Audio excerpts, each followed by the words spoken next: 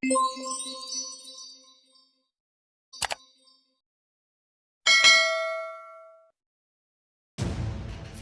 cerita KKN di Desa Penari menyisakan sejumlah teka-teki bagi para pembacanya. Mulai dari para peserta KKN, kebenaran cerita, dan tentunya di mana sebenarnya lokasi Desa Penari berada. Benarkah cerita ini berawal dari kisah nyata?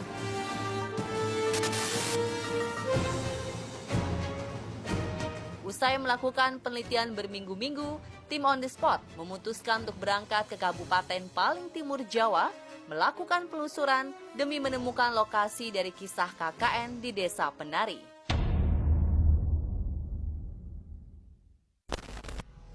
Agar akurat, kami mencoba melakukan perjalanan memutar dari kota Jember, sesuai dengan kisah KKN di Desa Penari dari kota berinisial J. Kami melalui Alas Gumitir, akses tercepat menuju ke Banyuwangi. Di jalur tersebut, kami melihat beberapa pengemis di pinggir jalan mengais rezeki. Tak hanya itu, di jalur Gunung Gumitir juga terdapat sebuah rest area. Kami menduga area peristirahatan ini merupakan lokasi mobil elf yang ditumpangi oleh para peserta KKN dari kisah KKN di Desa Penari beristirahat. Dari jalur Gumitir, kami menempuh perjalanan sekitar 1 jam menuju ke sebuah desa.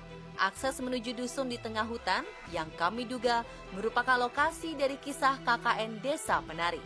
Sama seperti di kisah KKN di Desa Penari, untuk menuju ke dusun, kami pun harus menggunakan sepeda motor bersama beberapa warga desa menembus hutan.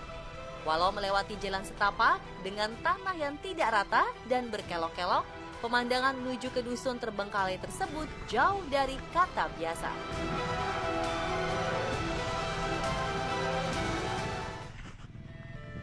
Jika di kisah KKN di Desa Penari, sang penulis anonim Simple Man menuliskan kegiatan KKN tersebut dilakukan pada 2009, kami justru menemukan fakta menarik di lapangan, yakni di dusun ini pernah ada kegiatan KKN antara tahun 1995 atau 1996. Sayangnya atas perjanjian dengan penduduk setempat, kami tidak diizinkan untuk mempublikasikan nama maupun lokasi tepat di mana dusun KKN Penari berada.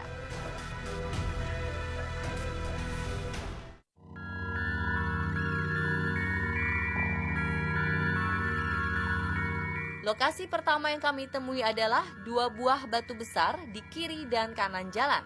Kemungkinan besar ini adalah batu lokasi Nur, salah satu tokoh utama dari kisah KKN di Desa Penari.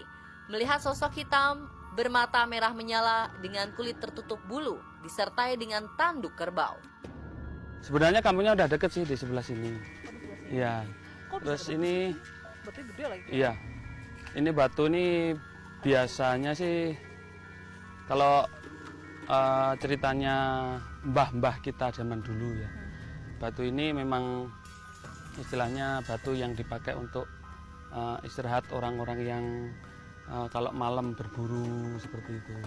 Cuman memang dipercaya sama warga masyarakat sekitar sini, batu ini istilahnya ada sosok kakek-kakek tua yang menjaga daerah sini, sekitar sini. Cuman kakek-kakek ini ada punya apa ya, punya istilahnya punya piaraan gitu. Piaraannya itu semacam apa ya, seperti harimau tapi warnanya hitam kecil. Nah itu memang kemana-mana selalu mengikuti kakek-kakek itu. Penuturan dari Mas Baim tentang sosok kakek yang menghuni batu ini mengingatkan kami kembali pada kisah KKN di Desa Penari. Tokoh Widya yang sedang sakit harus istirahat dan tinggal di dalam rumah selama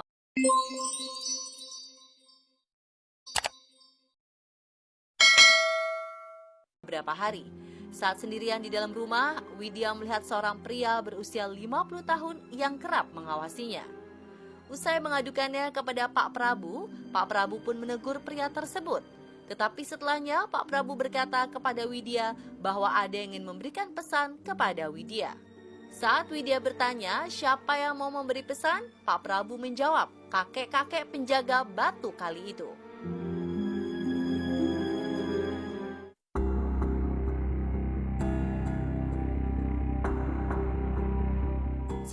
Sesampainya di lokasi dusun, ternyata dusun yang kami bayangkan berbeda dengan keadaan di lapangan.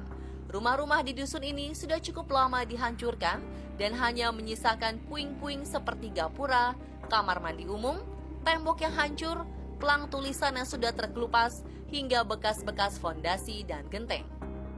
Mas, ini kalau saya lihat kan kayaknya nggak ada rumah, Ya. nggak ada, maksudnya nggak kelihatan ada bangunan gitu. Ini benar ada desa di Iya. sini, ada kampung. Ini kan pintu gerbangnya dulu masuk ke perkampungan. Gitu. Jadi dulu di sini memang perkampungannya istilahnya yang saya bilang beberapa kakak itu akhirnya Berapa kakak, Mas? ada sekitar 20-an lah lebih. 20 ya 20 kakak itu mereka sudah pindah ke kampung, ke desa maksudnya.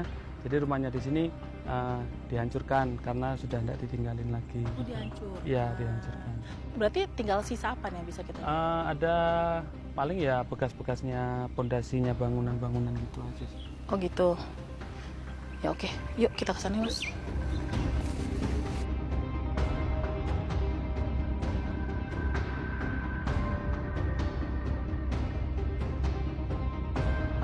Namun yang mengherankan adalah tembok berubin yang berfungsi sebagai pelang tulisan. Pelang ini masih terlihat cukup baik, hanya bagian tulisannya saja yang dihancurkan.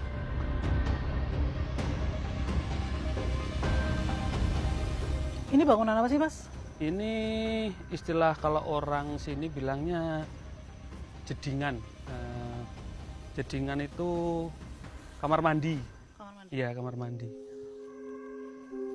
Berarti ada sendangnya atau apa? Sumber air atau apa? Sumber air ada di bawahnya.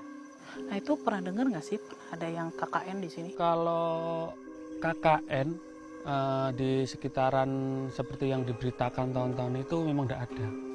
Tapi kalau dulu ya sekitar 96, 95 itu memang ada dulu ada yang KKN di sini. Tahun 96. Jadi jauh dari apa yang sudah diberitakan. Kita boleh lihat nggak sih, Mas? Dalamnya, Mas? Ya. Ini bekasnya kamar mandi, tempat penampungan air. Jadi untuk mandi orang-orang dulu yang tinggal di sini. Jadi karena sudah lama ditinggalkan, akhirnya ya sebagian ada yang roboh, hancur dengan sendirinya, dan ya tinggal satu ini sisa bangunannya. Tapi ini apa namanya di sini ada makam? Oh, kalau makam ada di sebelah sana di atas nanti. Setelah ini kita ke sana bisa. Oke, yuk, silakan Pak duluan.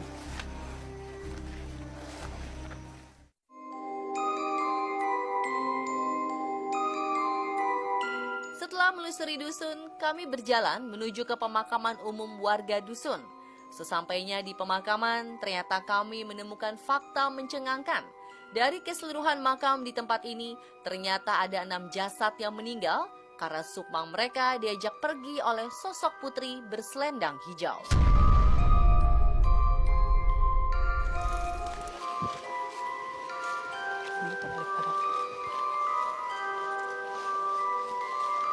Apa ini, Mas? Iya, ini pemakaman, Mbak. Pemakaman umum.